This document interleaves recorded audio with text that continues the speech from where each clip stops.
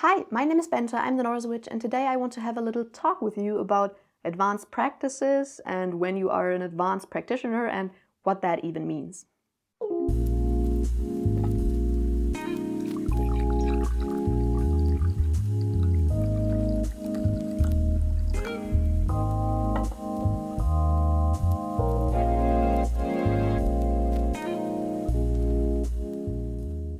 But first, as always, we know it by now, a little patron shout out.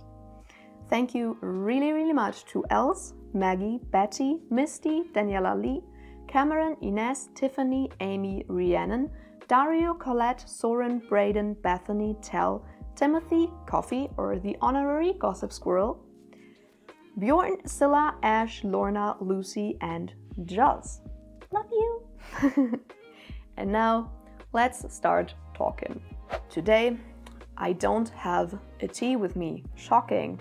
But it's like 30 degrees Celsius outside. It's really hot, so I'm having a cold juice. Cheers. I wanted to film this video because I recently got a comment on one of my YouTube videos. I don't remember which video it was, but I got a comment. And that comment basically said, there is a lot of beginner topics on this channel, not really that much advanced stuff, but I'll still give you a follow. And I want to say, I'm not mad at that comment at all. Not at all. It just got me thinking because, yeah, my content, of course, my content is a lot of beginner content because I want to kind of make the content that I wish I had as a beginner. So yeah, I make a lot of beginner content. That makes sense. I also don't really want to start making advanced content without having covered the basics first. So yeah, I have a lot of beginner stuff on my YouTube channel, and that's totally fine. But yeah, this comment got me thinking, what even are advanced practices? What makes an advanced practitioner? What even is that? It really got me thinking, so I thought, let's just ramble about that topic in a video. And here we are. I also asked on Instagram what you think advanced practices are, and I didn't really get that many answers, and there were quite some people who were like, yeah, I don't really know. I think that is because it's extremely subjective. Extremely subjective. What is advanced for one person can be really easy for another person because it very highly depends on your own skills and your gifts. For example, anything that has to do with intuition, for example, coming up with your own correspondences for crystals, herbs, whatever, extremely easy for me personally. So for me, that wouldn't be advanced. But for another person who doesn't really know that much how to listen to their own intuition, it can be really advanced because it will be really hard for them.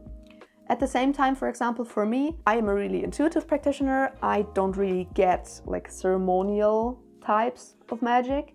So that is, for me personally, it seems advanced because I don't really get it. But at the same time, for a ceremonial magician who doesn't really know that much about how to work with their intuition, again, my practice that's really intuitive could be really advanced because it's just out of their comfort zone. Yeah, it's just impossible to kind of come up with a proper definition for what makes an advanced practice or an advanced practitioner, in my opinion, because it's just too subjective.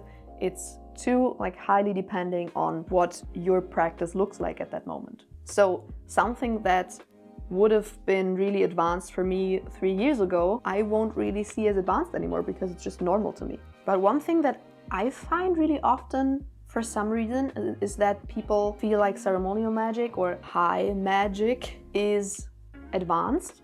So they would call that an advanced practice, which I kind of get and I kind of don't get. And I think one reason for that is because it is called high magic. Doesn't really make sense to me, the name of high magic and low magic, so I don't really use that because it just doesn't really make sense to me. It kind of makes this kind of practice seem more advanced than other practices, although they probably aren't even. So yeah, as I said, this video kind of got me thinking about what I think makes an advanced practice or an advanced practitioner. One thing I think is really important for someone who wants to call themselves an advanced practitioner is to know the basics by a T. Not even having to think about it, just thinking, okay, yeah, I want to protect myself from something. I know exactly what I need to do and I will just do that and it works. Perfect. I think if you're able to do that, you're already an advanced practitioner.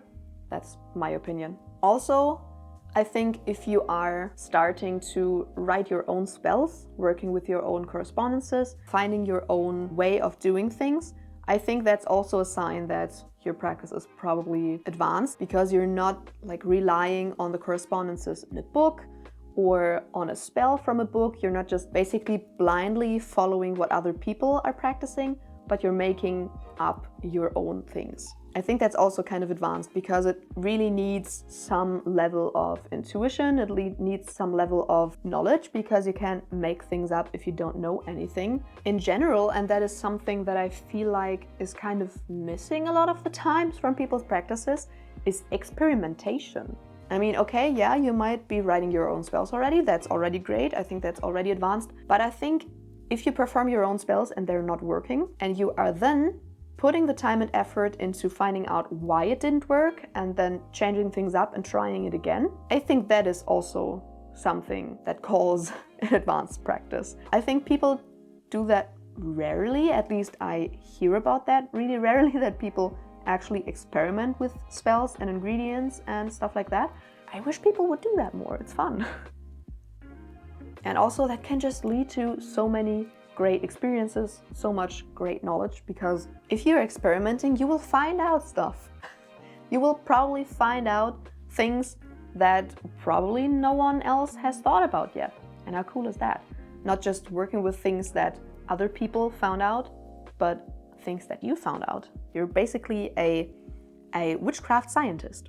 One practice though that I think I would probably call advanced, and that is, I think, the only practice that I would really call an advanced practice, is baneful magic. And that only because I think more stuff can go wrong. If you're casting a money spell, yeah, things can go wrong. But in my opinion and in my experience, and from what I've heard from other people, baneful magic can go wrong in more ways, one.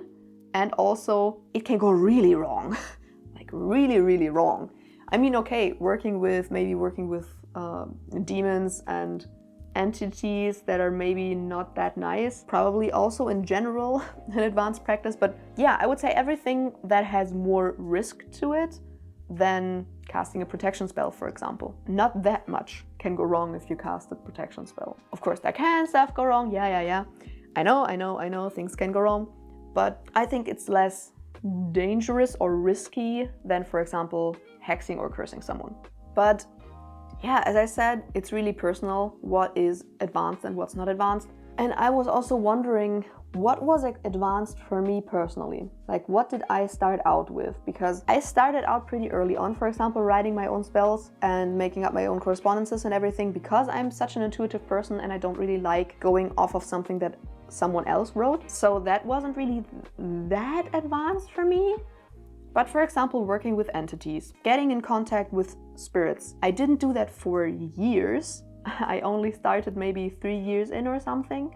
So that is, I think, something that is advanced or was advanced for me when I first started out. Especially when it comes to things that other people maybe wouldn't even believe have a spirit. So for example, herbs and crystals. For me, it has really advanced my practice and enriched my practice to kind of find out that herbs and crystals have a spirit and that I can work with that spirit. For the longest time, I only used crystals and herbs as ingredients. I looked at a spell and I was like, okay, I need this and this and this herb because they have these correspondences that I need, so I will throw them in a bottle, bam, done. Now I don't do that anymore. Now I kind of connect to the spirit of these plants and kind of communicate with them, also ask them if I may even work with them in the spell, and kind of respectfully ask them to do stuff instead of just throwing them in a bottle and calling it a day. So that is something where my practice has very, very much advanced. And I think that's just something that enriches your practice a lot. So I would also call that advanced. And the same applies to, in general, incorporating animism more into your practice. So for example, my tarot cards have a spirit, my drum has a spirit, my runes have a spirit, and I work with them. And I also treat them that way. I treat them respectfully. So definitely that is something that was advanced for me, because in the beginning, didn't do any of that. Oh yeah, something else that in the beginning wasn't that easy for me, which I think is really important, and which I would say is advanced because it's something you have to kind of master to get to the next step, is learning how to properly sense energies and how to manipulate them. I think everyone has some kind of gift on how they sense energies, for example. For me, I physically feel them. Other people would maybe see them or hear them. So kind of finding out how you can best work with energies, because if you know how to sense them, you'll very quickly find out how to manipulate them. And that brings everything to a whole other level. So that was really important for me, and I'm still working on it. I'm still working on how I'm sensing energies. I'm still finding out things. And yeah, one thing that I still find extremely fascinating, that I personally, I think, wouldn't be able to do, is making shit up, like completely, like chaos magic level making shit up. Like even working with pop culture entities and stuff like that. That is something that for me personally would be really advanced, because I couldn't imagine like working with Pikachu, for example, and actually doing that and kind of getting yourself to actually believe that. I wouldn't be able to do that. So for me personally, I would see that as really advanced, like hardcore chaos magicians. I have so much respect for you because that just sounds extremely fun, very fun, but also really weird and difficult. But I have so much respect for that, because it's just, for me, it's mind-blowing, honestly. So yeah, that was basically everything that I came up with on the topic of advanced practices and what I personally would think makes an advanced practice or an advanced practitioner. But I am really curious to hear your opinions on that, because opinions on this topic, as I said, will vary so vastly. So please tell me in the comments, what do you think makes an advanced practitioner and an advanced practice? Is there even a real rule that you can go by? Is it just personal to everyone? Tell me your opinions in the comments, because I think this topic is really interesting and I would like to just talk about it. That's also why I did this video. I'm basically just rambling in this video and telling you my opinion. Probably not really that interesting, but I kind of had to get it out of my head. And yeah, I just want to talk about it. So that's why I made this video. And that's why I hope that there will be a lot of comments on this topic, because I just want to discuss about it. It's such a fun question to just ask yourself. Are you an advanced practitioner? If not, why do you think you are not? If you think you are, why? Tell me in the comments. It will be a nice discussion. As always, I really hope you enjoyed this video. If you did, make sure to subscribe and, of course, give it a thumbs up.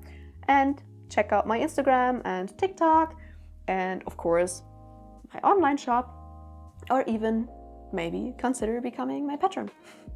And I will see you in the next video. Bye!